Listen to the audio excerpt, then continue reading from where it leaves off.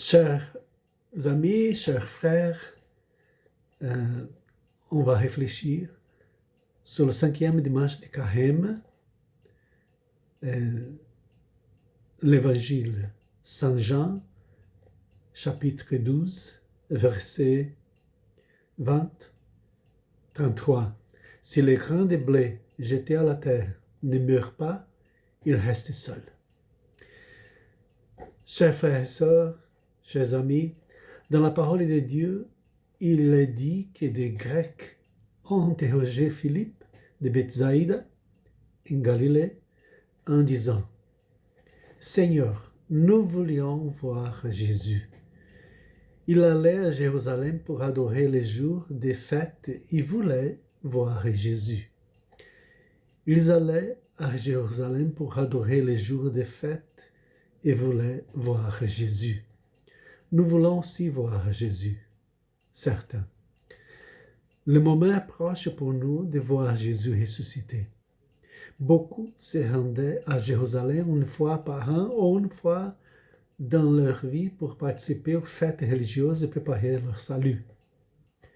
De nombreux chrétiens catholiques se rendent à l'église paroissiale 1 à 2 fois par an pour se préparer au salut. À Pâques et à Noël, d'autres vont à l'église lors des fêtes des saints de leur communauté. Beaucoup vont à l'église ou au cimetière lorsqu'il y a des messes pour tous les saints et les fidèles défunts, les décédés.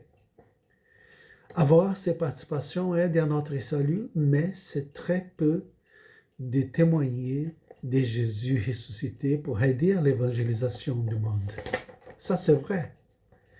C'est pourquoi Jésus dit à ses disciples, « Si les grains de blé jetés à la terre ne meurent pas, ils restent seuls. Mais s'il meurt, il portera beaucoup de fruits. » Jésus a dit cela parce qu'il devait mourir comme un grain de blé pour donner naissance à une nouvelle communauté qui témoignerait de la résurrection et mènerait chacun au salut. Nous devons aussi mourir pour porter des fruits spirituels et pour l'évangélisation. On doit mourir. Tant que nous sommes en vie, nous devons mourir au péché. Nous devons purifier notre cœur de nos péchés si nous voulons être de bons témoins de la résurrection du Seigneur. Confesser le péché signifie transformer notre cœur. Transformer un cœur capable de ressentir, de décider et d'agir selon la volonté de Dieu, comme cela s'est produit avec Jésus. Changer de vie n'a jamais été facile à personne. Lorsque le moment approchait pour Jésus de donner sa vie pour nous et que cela changerait sa vie, alors il dit aux disciples, « Maintenant mon âme est perturbée. » Et que dois-je dire?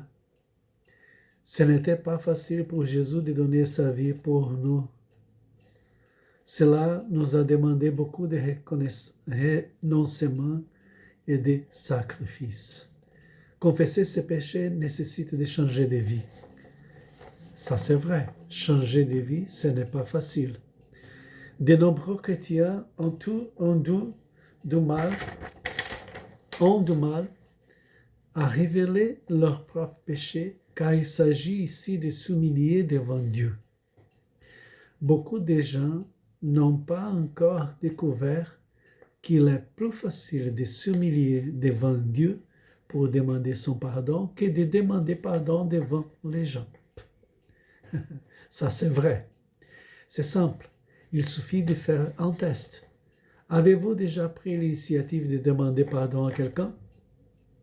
Mais avant d'aller demander pardon, combien de fois avez-vous pensé à ce que l'autre interpréterait ou comprendrait de votre demande de pardon?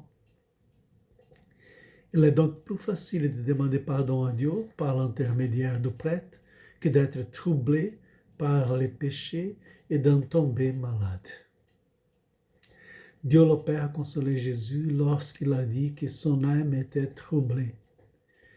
Et puis une voix est venue du ciel dit, je l'ai déjà glorifié et je le glorifierai encore.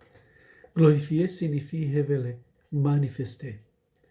Dieu le Père révélait Jésus à ce moment-là en faisant entendre sa voix à tous. Lorsque nous confessons que nous glorifions le Seigneur, nous le révélons dans nos vies et dans le monde.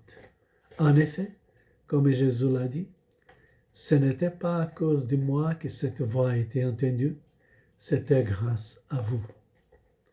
Jésus est venu à cause de nous, non pas d'autre chose,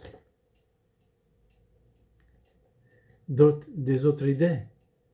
Est venu pour nous à cause de nous, de nos âmes.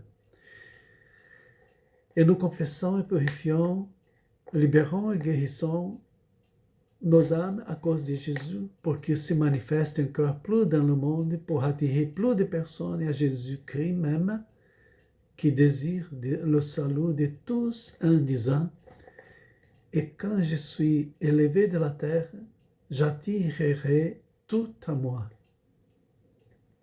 Soyez loué, notre Seigneur Jésus-Christ. La bénédiction de Dieu Tout-Puissant, au nom du Père, du Fils et du Saint-Esprit. Amen.